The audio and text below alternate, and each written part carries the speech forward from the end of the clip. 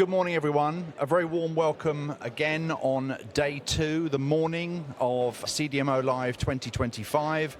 There's a great buzz outside the podcast studio, which we can hear loud and clear. Really delighted this morning to be joined by Tony Watson, who is Director of Procurement at Accord Healthcare.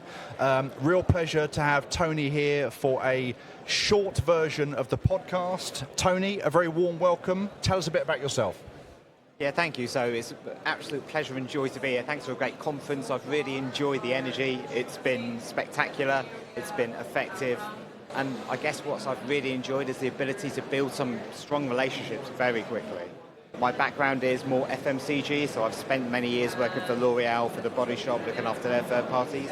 And now I've spent 8 years working in pharma, looking after third-party relationships. So I'm not a scientific guy, I'm a relationship guy, and I want to see how we can build better relationships, more collaborative relationships, and this is such a good event to be able to do that.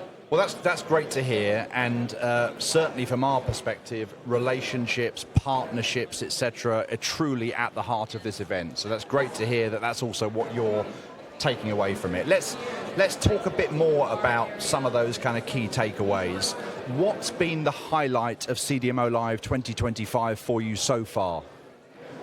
I quite like this. It's almost like the speed dating ability to meet new people really quickly. So I'm here with a very specific task. I'm looking at large molecules. I'm looking at how can I understand how's my capacity going to look in that market space in the next 5 to 10 years. Yeah.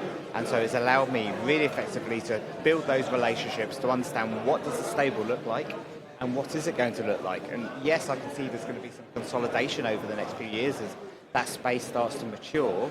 But who are going to be those players and start to build our own opinions what that looks like. So it's given me that very quick insight into a very changing and diverse environment at the moment. Okay, and you've already mentioned the key term relationship. Is there any other one or two words that you'd use to summarize CDMO Live, having seen it for the first time this year? I'll definitely go effective. Okay.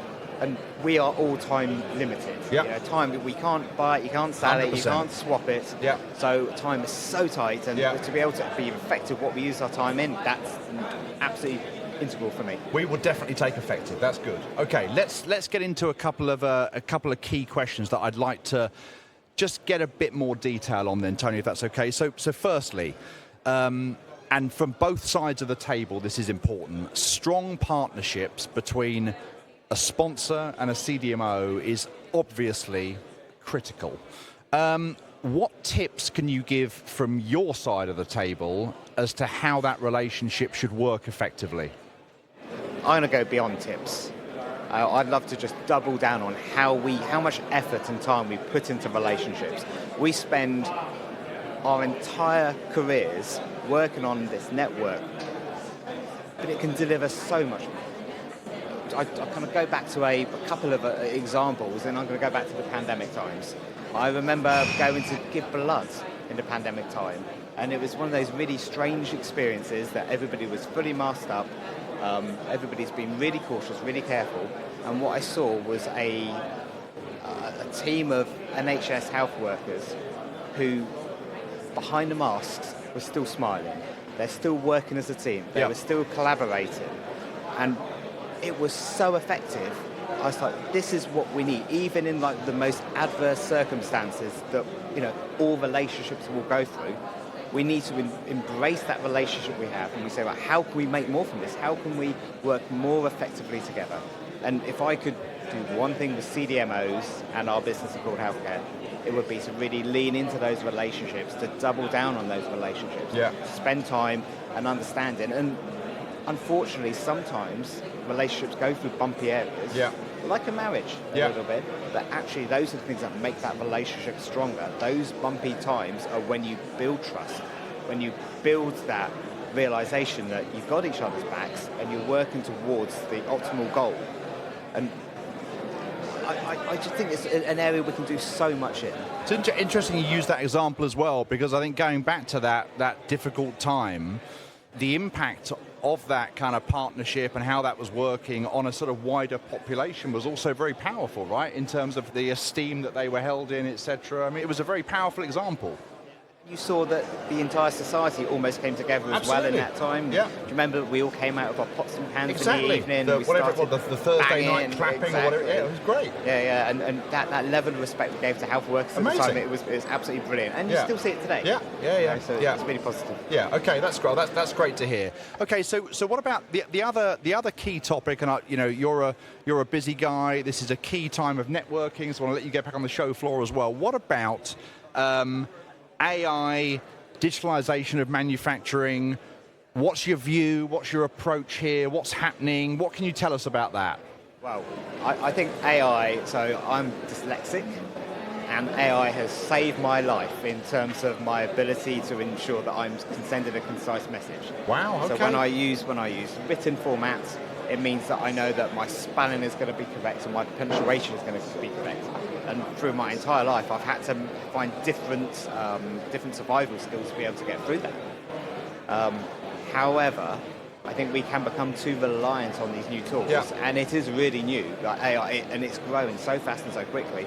And we use it in understanding our API structures, our API supply chains to give us indication of what's going to happen. Great. However, it does not replace the requirement for a really strong relationship. And something I've really observed is generationally, we're seeing a reduction in the amount of face-to-face contacts and relationships, picking up the telephone relationships, and as we work down that communications hierarchy, using Teams, neglecting to just turn on your camera and be face-to-face with people. Yeah. So I guess mine is a bit of a call to arms, is if we can encourage everybody, whenever we see something in our supply chains and we need to dig into that, be clear, pick up the phone, make a phone call, talk to the people, because one, you're going to get a better relationship. Two, you're going to find out the answer. And three, you're going to find out so much more about what's happening in your supply chain, in your partners' businesses, what's taking place there, but also what's taking place on that day. Yeah. You can hear it in people's voices. Yeah. If you can make the opportunity to go and spend some time with them, you'll have a meeting, you'll spend half an hour and you'll get your business challenge resolved or discussed or progressing, but then you can take a coffee afterwards. And that's when some of the most magical things happen. It's that small piece of information exchange, a look that you get when you say one word and you see just a change in the mind. Okay, they're working on something. Can we collaborate on this? How can we get more from this? And that's how I just want to really encourage people to connect as much as they can and push their teams to connect.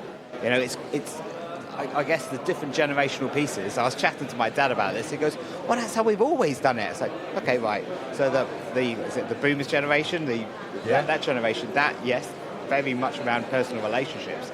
And as it's gone down through my generation and the next two below me, it seems to be slowly shrinking. And I think we need to spin that around and really regenerate that human touch. I think it's a great insight, and I would say that if I would agree with you on AI. Clearly it's here to stay. It's moving so fast. It's unlocking an amazing amount of doors generally, and I think in this industry.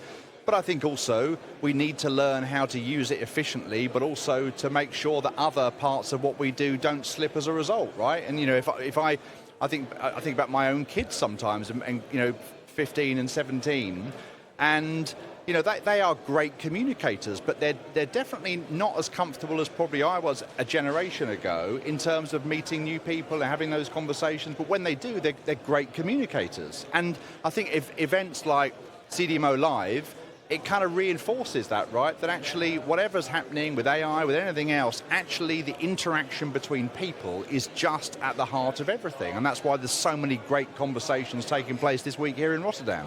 Agree more. And you can see it across the board. Some of the conversations, and I can't remember that one of the speakers on the first morning said, if you see somebody standing on their own, don't let them stay on their own. Go and have a chat. Go and network. Go and find out what are they doing, what's their needs, what's taking place that day. And I've seen it happen in front of me. I'm like, yes, that is exactly the message that I wanted to see, and it's working. Yeah, that's amazing. One last question. So any kind of one key takeaway, any sort of one further bit of advice, again, from your perspective, your role, etc., that you'd give to other attendees, to CDMOs, anything else you'd like to leave us with? I think I've been working in procurement for 25 years now, And I was lucky enough to work with Anita Roddick from the Body Shop in the very early days, and she taught me something that's, I guess it's called integrity, it's called values, and it's so worthwhile. If you can sew in some values into your supplier relationships, if you can make them reciprocal, then the benefits will come. Sometimes it's just changing the language. Yeah. So when you write an email, just have another look at it and say, could I use some more value words like honesty, integrity? I like that. And same on a phone call or face-to-face. Keep it in your mind. Yeah, okay, that's great. Tony, thanks so much for sparing some time. You've got a busy day ahead, I'm sure. Great to chat with you. Really love those insights. Really pleased that you've had a very positive CDMO Live. We look forward to seeing you back here in Rotterdam next year. Please enjoy the rest of the show, and thanks again so much. Thank you, Chris, and keep up the great work. It's an amazing event. Thank you very much indeed.